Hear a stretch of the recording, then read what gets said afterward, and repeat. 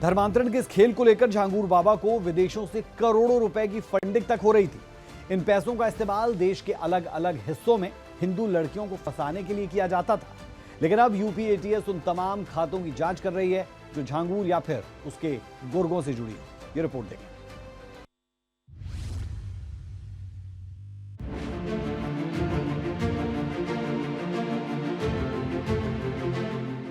धर्मांतरण का मास्टरमाइंड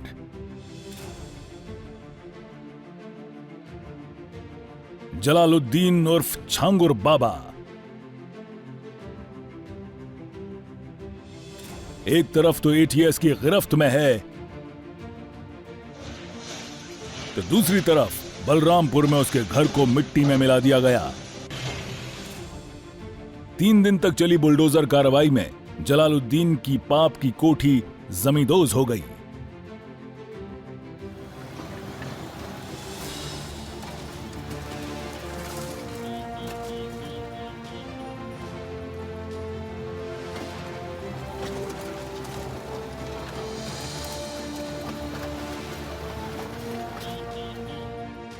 वहीं जलालुद्दीन के काले साम्राज्य पर रोज नए खुलासे हो रहे हैं।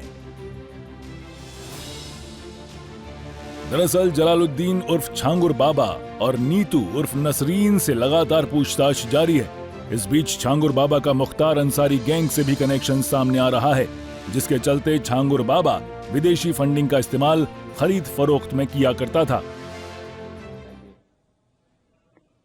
झांगुर बाबा के गिरोह द्वारा काफी समय से धर्मांतरण लगातार कराया जा रहा था। इसके लिए हनी ट्रैप्स का प्रशासनिक दबाव बनाना, नाबालिगों को अपने इन्फ्लुएंस में लेना, तरह तरह से ऐसे लोगों का इस्तेमाल करना जिनका इन्फ्लुएंस आसानी से समाज में है, उनका इस्तेमाल करके धर्मांतरण कराया गया। और इसके लिए काफी बड़ी मात्रा में फॉरेन फंड्स भी प्राप्त किए गए। धर्मांतरण के लिए एक रेट कार्ड्स थे जो इनके एजेंट्स को धन दिया जाता था, काफी बड़े अमाउंट में था।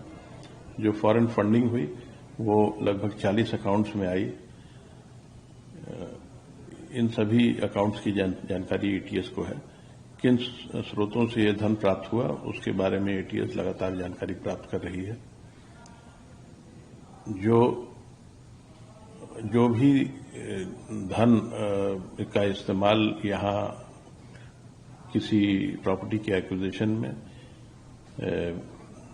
इलीगल एक्विजिशन में किया गया है, उन सभी प्रॉपर्टीज को या तो कानूनी प्रावधानों के तहत जब्त किया जाएगा अथवा उन्हें नेपाल बॉर्डर के काफी करीब है और नेपाल बॉर्डर पर डेमोग्राफिक चेंजेस के प्रयास काफी समय से नोन है। ये इस बड़े प्रयास का हिस्सा हो सकता है। आपको बता दें कि जैसे जैसे 70 वर्षीय जलालुद्दीन उर्फ झांगुर बाबा से पूछताछ बढ़ती जा रही है, वैसे वैसे उसके काले कारनामों की परतें भी खुलती जा रही हैं। 4000 से भी ज्यादा लोगों को धर्मांतरण कराने वाले इस बुजुर्ग पर ईडी, एटीएस और आयकर विभाग जैसी शीर्ष जांच एजेंसियों ने एक्शन शुरू कर दिया है। कहा जा रहा है कि झांगुर बाबा का सबसे करीबी सलाहकार अब्दुल मोहम्मद राजा झांगुर बाबा को लड़कियों को फंसाने की ट्रेनिंग देता था।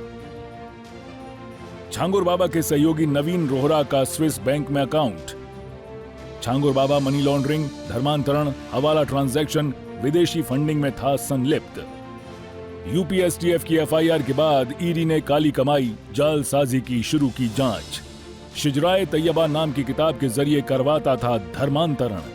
3 से 4 हजार हिंदुओं को टारगेट कर करवाया धर्म परिवर्तन। करीब 1,500 से ज्यादा महिलाओं का करवाया धर्मांतरण।